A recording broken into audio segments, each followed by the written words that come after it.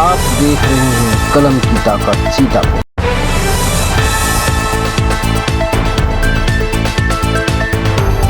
जनपद सीतापुर के नगर खैराबाद के मोहल्ला मसवासी टोला में स्थित मदरसा जामिया नूरुल हुदा लिलबनात में हज पर जाने वाले हाजियों के लिए एक भव्य ट्रेनिंग कैंप का आयोजन किया गया। इस ट्रेनिंग कैंप का आयोजन मदरसे के बानी व नाजिम और हज ट्रेनर मुफ्ती आफ्ताब आलम की सरपरस्ती में हुआ,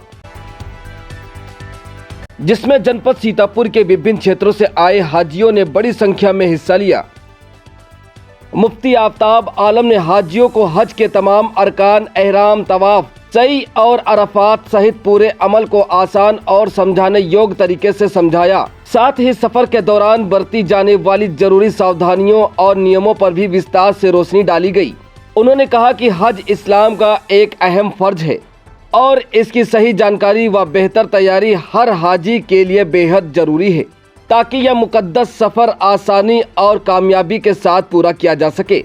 इस कार्यक्रम के अंत में हज पर जाने वाले सभी हाजियों के लिए खास दुआ की गई, जिसमें उनकी सलामती, आसान सफर और हज के कबूल होने की दुआ की गई। इस दौरान पूरा माहौल रूहानी और भावुक नजर आया। इस मौके पर हाजियों को जरूरी सामान भी वितरित की गई, जिससे उन्हें सफर में किसी प्रकार की परेशानी का सामना न करना पड़े। कार्यक्रम में इलाके के गणमान्य लोग और बड़ी संख्या में स्थानीय नागरिक भी मौजूद रहे, जिन्होंने इस सराहनीय पहल की तारीफ की। देखिए, अल्हम्दुलिल्लाह मदरसा जामिया नूरुल हुदा लिलबनात कस्बा खैराबाद में हर साल की तरह इस साल भी अल्हम्दुलिल्लाह पूरे डिस्ट्रिक्ट सीतापुर के हुज्जाज किराम और हज्जिन बहनों को जोड़ा गया, जिसमें ये बात बताई गई कि हज के 5 दिनों में क्या करना है, उम्रा कैसे करना है, और इसी तरीके से ये बात बताई गई कि उम्रे के फ़राइज़ क्या हैं, वाजिबात क्या हैं, इसी तरह हज के फ़राइज़ क्या हैं, वाजिबात क्या हैं।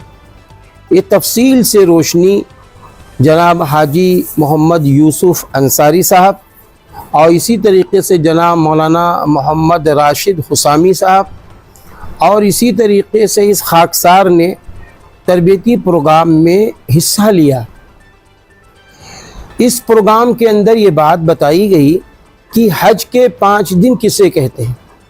तो हज के 5 दिन 8 ज़िलहिज्जा, 9 ज़िलहिज्जा, फिर उसके बाद 10 ज़िलहिज्जा, 11 ज़िलहिज्जा और 12 ज़िलहिज्जा, ये हज के 5 दिन कहलाते हैं। हज के 5 दिनों में 3 फ़राइज़ हैं और 6 वाजिबात हैं। 3 फ़राइज़ में पहला फ़र्ज़ ये है कि एहराम की मुकम्मल हालत में आना, ये बताया गया तफसील से, एहराम बांध कर पूरी तफसील से बात सामने आ चुकी। उसके बाद दूसरा फ़र्ज़ ये बताया गया कि 9 ज़िलहिज्जा को वक़ूफ़े अरफ़ात यानी अरफ़ात के मैदान में ठहरना, इसमें एक तफसीली गुफ्तगू अल्हम्दुलिल्लाह। तीसरा फ़र्ज़ ये है कि 10 ज़िलहिज्जा के बाद यानी बड़े शैतान को 7 कंकरियां मारकर फिर उसके बाद हज वाली कुर्बानी अदा कर लें, फिर उसके बाद हलक कराने के बाद तवाफ़ ज़ियारत करना। 10 ज़िलहिज्जा को करें, नहीं हुआ है तो 11 को कर लें, 11 को नहीं हुआ है तो 12 को गुरूब आफ्ताब से पहले कर लें। ये तवाफ़ ज़ियारत करना फ़र्ज़ है। इसी तरह फिर ये बताया गया कि इसमें 6 वाजिबात हैं। 6 में पहला वाजिब ये है कि वक़ूफ़े मुज़दलिफ़ा में ठहरना रात में वाजिब है। फिर इसी तरीके से ये बात भी बताई गई कि तवाफ़ के बाद जो सई होती है, सफ़ा मरवा के 7 चक्कर लगाना, ये वाजिब है। फिर तीसरा वाजिब ये बताया गया 10 ज़िलहिज्जा को बड़े शैतान को एक एक करके 7 कंकरियां मारना, ये वाजिब है। फिर ये बात बताई गई, चौथा वाजिब ये है कि बड़े शैतान को 7 कंकरियां मारने के बाद फिर क्या करें, अपनी हज वाली कुर्बानी करा लें, ये बात बताई गई। फिर चौथा वाजिब ये बताया गया कि जब हज वाली कुर्बानी हो जाए, ये चौथा है, नहीं ये चौथा हो चुका, 5वां, हज वाली कुर्बानी जब हो जाए उसके बाद हलक कराना, बाल मुड़वाना। हज्जी जो बहनें हैं وہ اپنے بالوں کے آخری حصے کا ایک پور بال کٹوا دے، یہ واجب ہے۔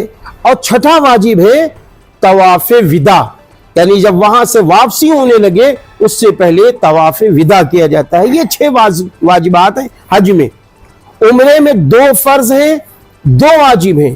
عمرہ کا پہلا فرض یہ ہے احرام کی مکمل حالت میں آنا۔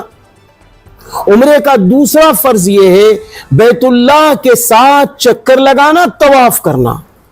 اور عمرے کا تیسرا کام واجب ہے، وہ کیا ہے کہ طواف کرنے کے بعد سعی کرنا، صفا و مروہ کی سعی کرنا، 7 چکر لگانا۔ پھر اس کے بعد جو چوتھا کام عمرے کا ہے وہ بھی واجب ہے، وہ کیا ہے حلق کرانا، یعنی بالوں کو مڑوانا۔ اور حجین بہنیں یا عمرہ کرنے والی بہنیں کیا کریں گی کہ اپنے بالوں کے آخری حصے کا ایک پر کٹوا دیں گے۔ اس کے ساتھ یہاں یہ بھی بتایا گیا کہ آپ مکے میں کیسے رہیں گے، آپ مدینے میں کیسے رہیں گے۔ مدینے میں 40 نمازیں با جماعت ادا کرنی ہے، مدینے میں ریاض الجنہ بھی جانا ہے، مدینے میں اسی طریقے سے حضور اکرم صلی اللہ علیہ وسلم کے سامنے کیسے حاضری دیں گے، کیا درود و سلام کیسے پیش کریں گے، حضرت ابو بکر صدیق رضی اللہ عنہ کے سامنے سلام کیسے پیش کریں گے، حضرت عمر فاروق رضی اللہ عنہ کے سامنے سلام کیسے پیش کریں گے، اس پر سے تفصیل سے روشنی ڈالی گئی۔ اسی طریقے سے جب ہم یہاں سے جا رہے ہیں اور آ رہے ہیں، جانے کے آداب کیا ہیں، واپس ہونے کے آداب کیا ہیں، اس طریقے سے تفصیل سے یہ پورے کے پورے کام کو انجام دیا گیا۔ الحمدللہ تقریباً 100 سے زیادہ حجاج کرام اور حجین ماؤں اور بہنوں نے شرکت کی۔ میں سب کا شکر گزار ہوں جو حضرات یہاں تشریف لائے، اور اللہ تعالیٰ سب کی مدد فرمائے۔ اللہ تعالیٰ سے دعا ہے ہم سب کو ہمیشہ اسی طریقے سے حجاج اکرام کی ٹریننگ کا موقع اللہ دیتا رہے، ہم سب آگے بڑھ چڑھ کر حصہ لیتے رہے۔ میں اپنے مہمانوں کا اور اپنے تمام لوگوں کا شکر گزار ہوں۔ مفتی صاحب ایک آخری سوال یہ ہے کہ حج اور عمرے میں فرق کیا ہے؟